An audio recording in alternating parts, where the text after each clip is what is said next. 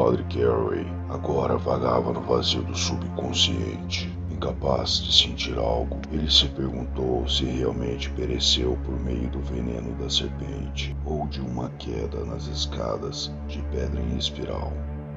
O Padre Carey fechou os olhos, tentando em vão assegurar-se de que aquilo não era real. Isso é real, Padre.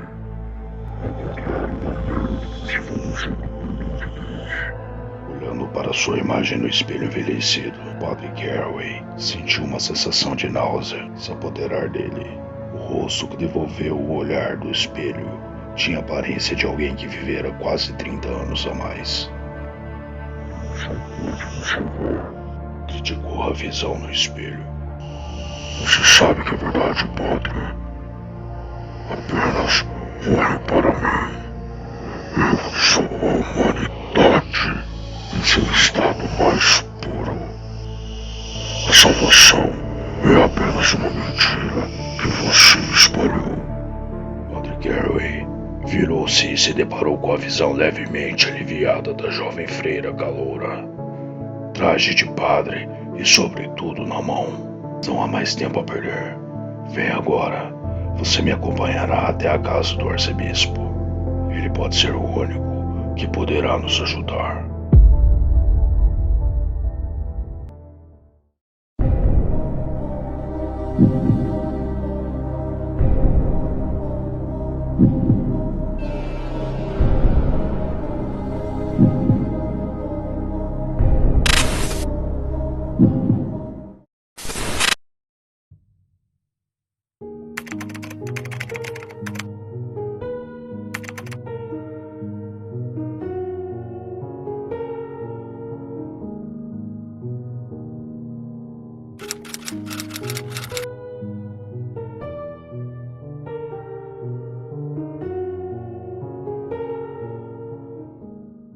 A dupla saiu silenciosamente do santuário com pressa.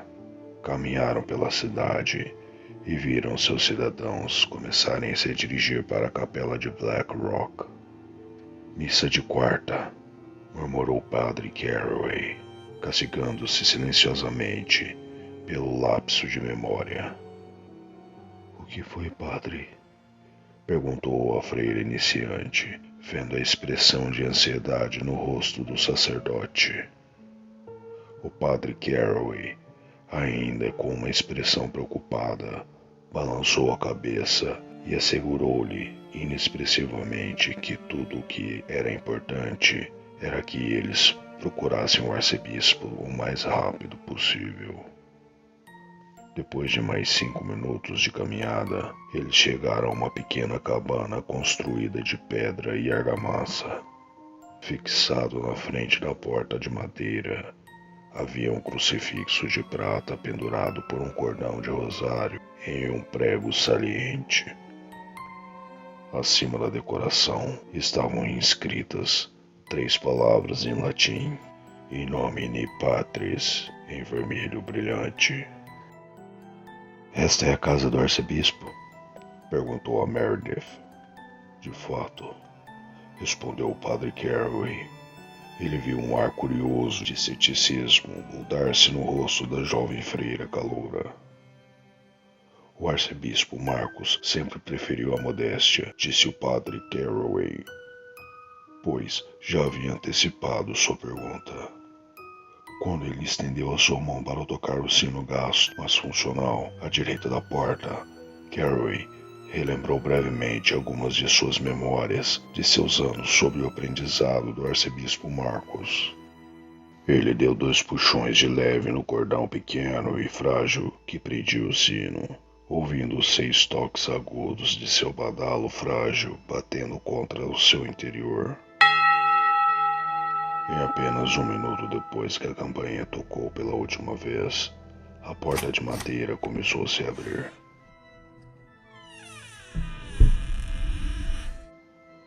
Quem procura minha casa? Uma voz gritou de dentro da cabana.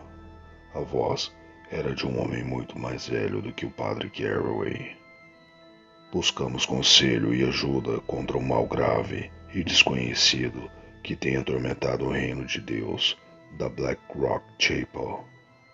O padre Carraway não pôde deixar de enfatizar a urgência de seu pedido de audiência.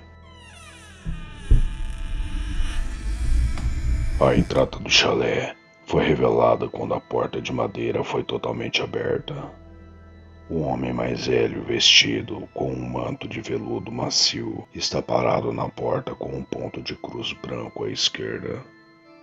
Apesar de sua aparência envelhecida, o homem tinha 1,85 m de altura, superando até mesmo o 1,75 m do padre Carraway. A cabeça do homem era bem raspada, exibindo apenas um bigode albino e uma barba que descia até a clavícula. Por um momento sólido que percebeu esticado, o homem na porta examinou, avaliando a sinceridade na urgência falada. Bem, então é melhor vocês entrarem, disse o homem na porta, finalmente quebrando o silêncio cada vez mais tenso e gesticulando para que eles entrassem. A dupla entrou, o arcebispo prontamente fechando a porta atrás deles. Dentro da cabana, a jovem irmã Meredith sentiu uma sensação de caloroso conforto. As paredes continham diferentes variedades de óleo e mirra. Volumes grandes e grossos, encadernados em couro, estavam cuidadosamente alinhados em cima de uma prateleira empoleirada acima da lareira que abrigava uma chama feroz. O padre Carraway ficou mais uma vez perdido em suas memórias dos dias passados. Me conta o que é essa vil ameaça para a qual você implora minha ajuda? A pergunta interrompeu Carraway de suas memórias. Sem perder tempo, o padre Carraway começou a contar ao arcebispo sobre as assombrações dos dias anteriores. Enquanto ele continuava apavorado com os horrores que ocorreram na capela de Black Rock, o padre viu o rosto do arcebispo tornar-se sombrio, como se ele carregasse algum pedaço pesado do enigma macabro que o outro não carregava. Quando o padre Carraway terminou de escrever o perigo que corriam, o silêncio longo e perturbador pairou no ar da cabana. O terreno sobre o qual se ergue a Black Rock Chapel nem sempre foi sagrado. A voz do arcebispo Marcos evocou o mesmo pressentimento de tristeza e arrependimento que permaneceu refletido em seu rosto envelhecido. O próprio padre hesitou em pressionar o arcebispo para obter mais explicações, como se a revelação oculta pudesse machucá-lo ainda mais do que a sua psique poderia recuperar. Você mencionou um tal de Padre Edwards, o sacerdote que carregava as serpentes, sim? O padre Carraway acenou com a cabeça em resposta e ofereceu um sim, excelência, tropeçando nervosamente em suas próprias palavras. Poderia saber que esse dia chegaria novamente. Você, sem dúvida, percebeu que esse padre Edwards não é um padre, nem um homem. Pelo menos, não mais. O aperto arrepiante do medo começou a dominá-lo mais uma vez lentamente. A pergunta candente suprimida pela hesitação agora se incorporou à mente do padre Carraway e irrompeu de seus lábios. O que você quer dizer, excelência? Seu coração pendia como um pêndulo pesado de pesar e preocupação. O arcebispo Marcos começou a esclarecer a eles sobre a infeliz tragédia que moldou a era da infância da capela Black Rock. Antes de a terra sobre a qual repousa a Fundação Capela ser consagrada pela primeira vez como solo sagrado, ela serviu como um santuário para um grupo de ciganos. Quando cheguei à terra pela primeira vez, era como você quando o ensinei. Fui aluno sob a tutela do meu predecessor, o arcebispo Duncan. Foi a minha primeira viagem ao exterior para espalhar o Evangelho. Por um breve momento, a mente do Padre Carraway, com precisão superficial, relembrou pequenos fragmentos de sua viagem inicial ao exterior antes de ser comissionado ao status de padre. Sua lembrança de eras anteriores passou quando a voz do arcebispo recomeçou. Quando chegamos, era um mero pedaço de terra escurecido que parecia conter vegetação esparsa, se é que havia, e em seu centro uma enorme rocha escura de pedra. Lembro que gravada em sua superfície mais externa estava a imagem de uma espécie de talismã com duas palavras no dialeto dos ciganos: Tara Condenatiller. Só muito depois dos graves eventos que ocorreram lá, aprendi que essas duas palavras significavam, pois, em nossa língua, essas palavras são traduzidas como Terra dos Condenados. O rosto do arcebispo escureceu, as feições envelhecidas de seu rosto começaram a se pronunciar pela sombra. O medo incubado dentro do Padre Carraway apertou sua mente. Desejávamos, a princípio, estabelecer comércio com eles. Pensamos que, por meio da comunhão, poderíamos converter alguns deles ao Evangelho do Senhor. Os olhos do arcebispo Marcos caíram no chão em um olhar amedrontado e estoico, enquanto um arrepio gelado escapou dele. Nós estávamos errados. Sua voz era desprovida de qualquer emoção, exceto por um trauma petrificado. Olhando ainda fixamente para o chão, o arcebispo continuou com uma voz rouca. 2 anos se passaram em harmonia, até que estranhas ocorrências começaram. A curiosidade mórbida superou o Padre Carraway, e ele questionou o arcebispo Marcos sobre as implicações das ocorrências a que se referia. No início, simplesmente os descartamos como fenômenos minúsculos, eventos aos quais não tentaríamos atribuir um significado real, pois ocorreram poucos e distantes entre si. Porém, com o passar do tempo, o fenômeno tornou-se mais recorrente e ampliou-se em sua malignidade. Os outros sacerdotes de nossa congregação acordavam todas as noites aterrorizados e prevendo visões injustas atormentando seu sono. E as tempestades começaram a se tornar ferozes e inabaláveis dia e noite. No entanto, foi um crepúsculo quando nossa paranoia atingiu o ápice e nosso objetivo de comunhão pacífica foi abandonado. O crepitar das chamas, dançando sobre os gravetos de carvalho dentro da lareira, prenderam o olhar triste do arcebispo. Vozes. Começou com as vozes que vieram a mim, sussurrando blasfêmias injustas para mim. Noite após noite, as vozes medonhas acenavam para mim, tentando me participar dos atos ímpios que me descreviam. Embora a graça e a força do Senhor desejassem que eu resistisse a eles, comecei a ficar preocupado. Contei minhas experiências a outro aprendiz no escritório do ex-arcebispo. O arcebispo encontrou o olhar mais uma vez com o padre. O homem que você nomeou como Padre Edwards. O Padre Carraway olhou confuso para o que lhe foi dito. Antes que ele pudesse questionar a si mesmo a plausibilidade da implicação do arcebispo Marcos, uma percepção mórbida enviou um raio que abalou sua mente até os fundamentos mais íntimos. Nenhum homem, não mais. As palavras o perfuraram como uma adaga finamente afiada, enquanto ele começava lentamente a juntar as peças da conexão entre as assombrações malignas que o ameaçaram nos dias anteriores dentro das paredes da capela e aquelas contadas do arcebispo.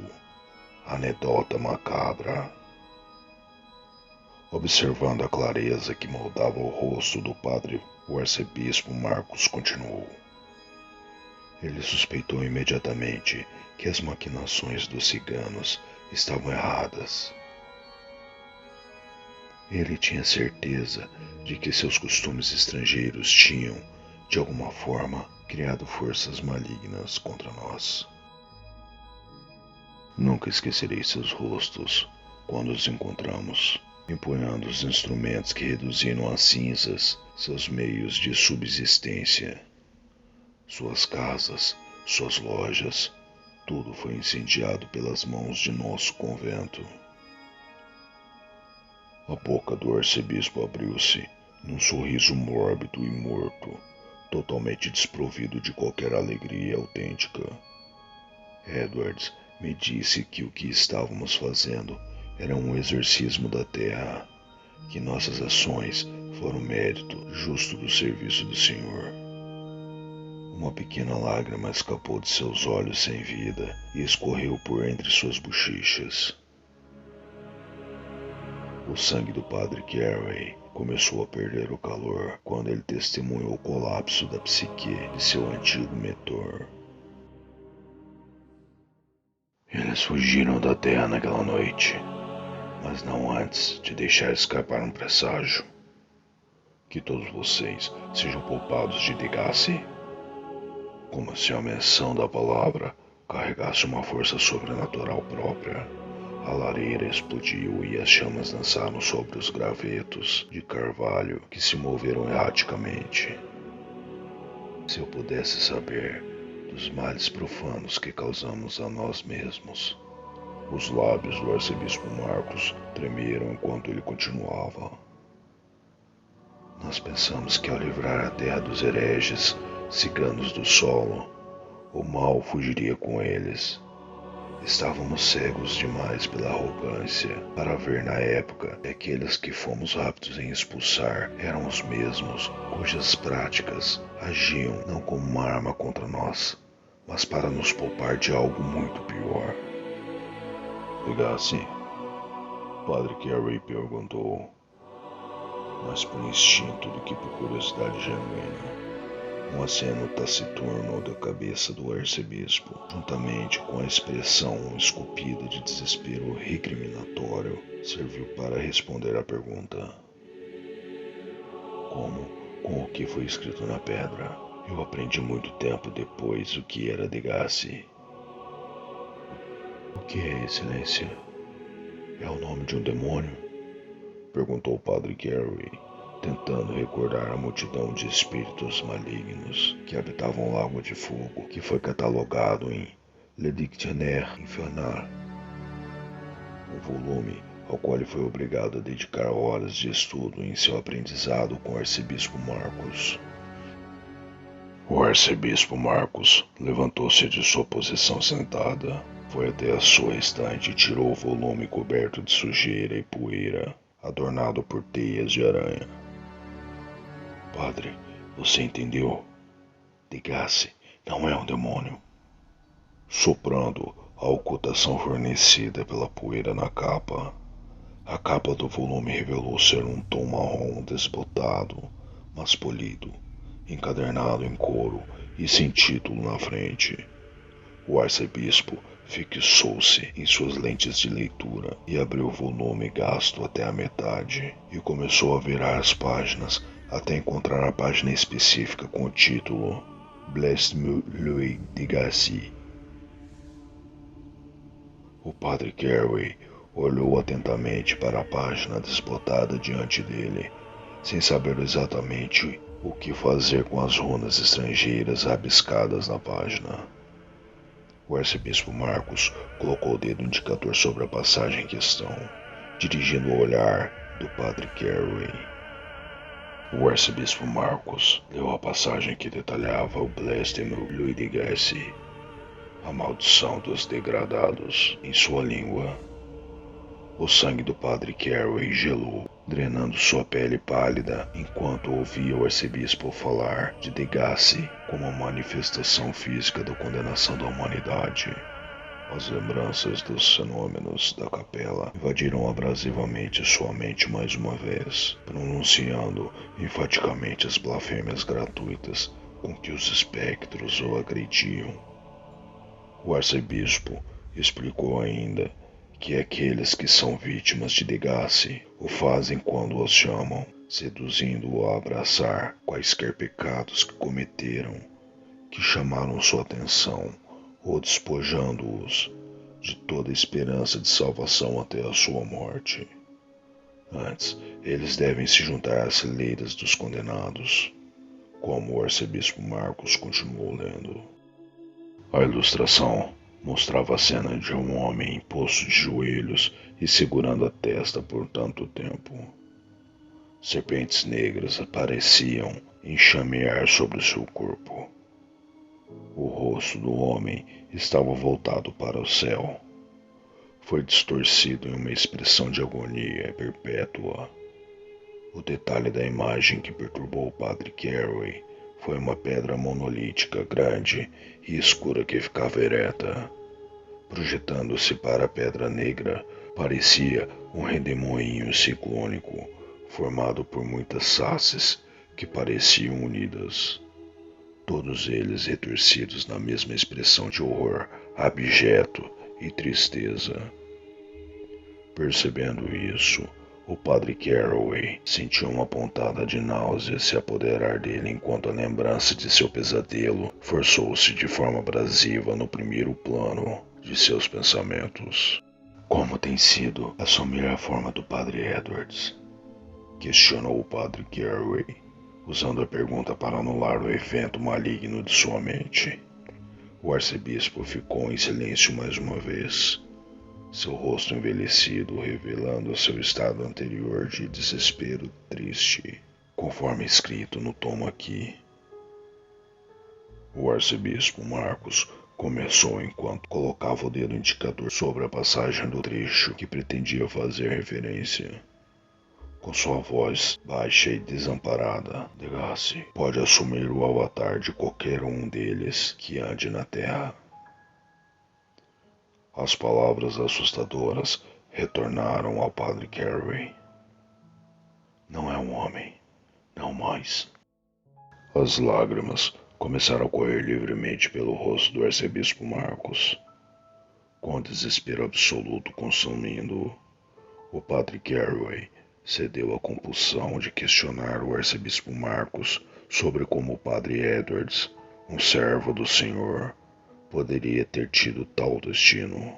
Estávamos todos perdidos para a arrogância justa, respondeu o arcebispo Marcos. Mas, excelência, exclamou o padre Carey, interrompendo a resposta do arcebispo. Como isso por si só poderia condenar um servo de Cristo? Seu orgulho atraiu a atenção deles para ele, mas o que ele fez a seguir permitiu que eles o consumissem. Com uma respiração pesada e trêmula, o sombrio arcebispo relembrou o evento que trouxe a condenação ao arrogante padre que o padre Carey uma vez considerou como irmão na fé. Na noite do ataque, eu o encontrei empunhando uma das lâminas do próprio cigano contra uma das mulheres do convento. Ela implorou por sua vida na língua do seu povo, mas o julgamento assassino não foi amarrado. Liguei para ele, disse para segurar sua mão. O arcebispo congelou, seu olhar tornou-se distante, enquanto uma lembrança assustadora dos gritos da mulher cigana e o esmagamento repugnante da carne sendo penetrada moldava-se vividamente em sua mente. Um silêncio mortal pairava dentro da cabana, contestado apenas pelos estalos dos gravetos sob as chamas que apenas aumentavam ligeiramente de volume. O padre Carey sentiu-se em um estado de negação infrutífera com o que acabara de ouvir. Que um servo da cruz foi homicida e se entregou aos caprichos de um mal indizível que ainda agora lhe veste o rosto. Foi então que uma percepção horrível se revelou a ele e que quase o fez desmaiar. Quem mais senão o Padre Edwards poderia ter convocado a missa para o sermão essa noite? Isso pode ser parado? A irmã Meredith perguntou com um tom trêmulo de pânico infiltrando-se em sua voz. A voz da jovem freira caloura fez com que os dois homens a olhassem com leve surpresa, pois, até aquele instante, seu silêncio os fizera esquecer completamente de sua presença.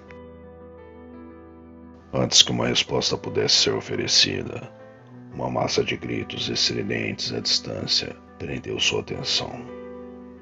Os três ouviram o som de muitos passos clamorosos, acompanhados por uma cacofonia coletiva de gritos assustados.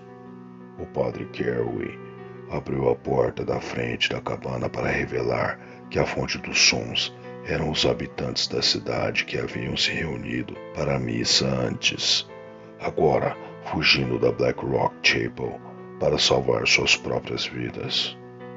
A magnitude total da exibição mortificante fez com que o padre caísse de joelhos em transe de choque induzido pelo terror. "Padre Carey!" exclamou a irmã Meredith enquanto corria para ele com urgência. O arcebispo Marcos saiu da cabana no meio do caos. "O que está acontecendo?" perguntou o arcebispo a um jovem agricultor em fuga. "Monstro no santuário!" gritou o lavrador antes de passar pelo arcebispo. Assim que sua postura foi recuperada, o padre Carey vadiou atrás da ordem de congregações em fuga, até encontrar o arcebispo Marcos mais uma vez. "Ergasse, deve ser. Essa noite era a missa de quarta-feira. Foi uma armadilha." O padre exclamou com a respiração ofegante. Com um olhar frio, gélido e estoico, esculpido em seu rosto envelhecido, ele se virou para o padre Carey e disse: "Devemos destruir o mal de Black Rock." "Quão?" o padre Carey perguntou, lembrando-se de seus encontros com a entidade assustadora e da falta de efeito de seus objetos sagrados para afastá-los. Em tom grave, o arcebispo Marcos respondeu: "Pelo fogo nasceu este mal, pelo fogo, assim também morrerá." Os dois continuaram empurrando os fiéis aterrorizados, subindo os degraus e abrindo a entrada da capela.